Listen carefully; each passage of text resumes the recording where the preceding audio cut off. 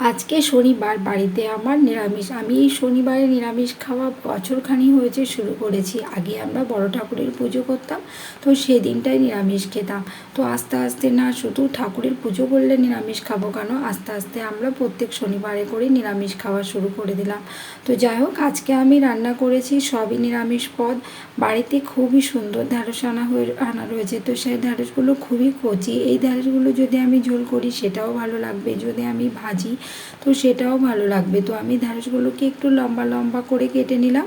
কড়াইতে পরিমাণ মতো তেল দিয়ে দিয়েছি। তেলটা একটু গরম হয়ে গেলে দিয়ে দেবো কালো জিরে ফোড়ন। তো কালো জিরেগুলো একটু ভাজা ভাজা হয়ে গেলে দিয়ে দেবো আমি কেটে রাখা ঢ্যাঁড়সগুলো। তো ঢ্যাঁড়সগুলো নেড়ে চেড়ে কিছুক্ষণ ভেজে নিতে হবে। আর এদিকে আমি একটা মশলা তৈরি করে নেব। নিয়েছি সর্ষে আর সামান্য পোস্ত আর দুটো কাঁচা লঙ্কা। তো ঢ্যাঁড়সগুলো প্রায় ভাজা হয়ে এসছে, এবার আমি ঢ্যাঁড়সগুলো নামিয়ে নেব। ওতে আর একটু তেল দিয়ে দেবো, এতে দেবো আমি দুটো শুকনো লঙ্কা ফোড়ন। তো শুকনো লঙ্কাগুলো একটু ভাজা ভাজা হয়ে গেলে এতে আমি দিয়ে দেবো বেটে রাখা মশলাটা। আর যেহেতু ফোড়নটা দিয়ে আমি ঢ্যাঁড়সগুলো ভেজে নিয়েছি, সেই জন্য আর আমি ফোড়ন দিলাম না এতে। তো মশলাটার মধ্যে দিয়ে দিয়েছি একটা পাকা টমেটো, পরিমাণ মতো হলুদ আর পরিমাণ মতো লবণ দিয়ে মশলাটা একটু কষে নিতে হবে ভালো করে। তো এরকম শুকিয়ে আসলে ভেজে রাখা ঢ্যাঁড়সগুলো দিয়ে দেবো এর ভিতরে। যেহেতু ঢ্যাঁড়সের ঝোল করব না, আমি একদম শুকনো শুকনো রান্না করব, সেই জন্য জলের পরিমাণটা পরিমাণ মতোই দিতে হবে।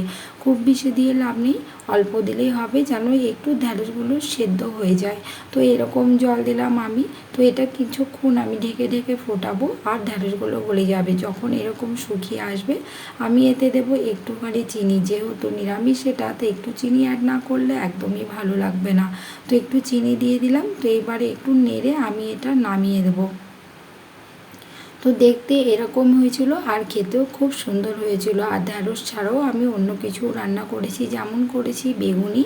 তো এর জন্য নিয়েছি পরিমাণ মতো বেসন, শুকনো লঙ্কা গুঁড়ো, কালো জিরে, লবণ আর সামান্য চিনি দিয়ে একটা ব্যাটার তৈরি করে নিচ্ছি। আর যেহেতু এতে লঙ্কার গুঁড়ো দিয়েছি, সেই জন্য একটু ব্যাটারটা লালচে লালচে দেখতে হবে, ঠিক এরকম একটু নেড়ে চেড়ে দিচ্ছি আমি ব্যাটারটা ভালো করে, যাতে চিনিটা একটু গলে যায়। তো ব্যাটারটা একদম রেডি। এতে আমি দিয়ে দেবো বেগুনগুলো। তো বেগুনটা আমি অনেকক্ষণ আগে কেটে একটু লবণ রাখিয়ে রেখেছিলাম। এবার আমি কড়াইতে তেল গরম হয়ে গেলে এরকম করে বেগুনিগুলো ভেজে নেব। তো বেগুনিগুলো যেরকম দেখতেই হোক, খেতে কিন্তু খুব সুন্দর হয়েছিল আর খুবই মুচমুচে। আমি বেগুনি খুব একটা সুন্দর দেখতে করতে পারি না, তবে এরকম করেছি আর খেতে খুব ভালো লেগেছে আজকে। আর বেগুনি ছাড়াও আজকে আমার আরেকটা রান্না আমি করেছি, সেটা হলো আলু দিয়ে পটল দিয়ে একটা তরকারি। তো আমার ভিডিওটা কেমন হয়েছে অবশ্যই বলবেন। আর নেক্সট কোনো ভিডিওতে আবার দেখা হবে।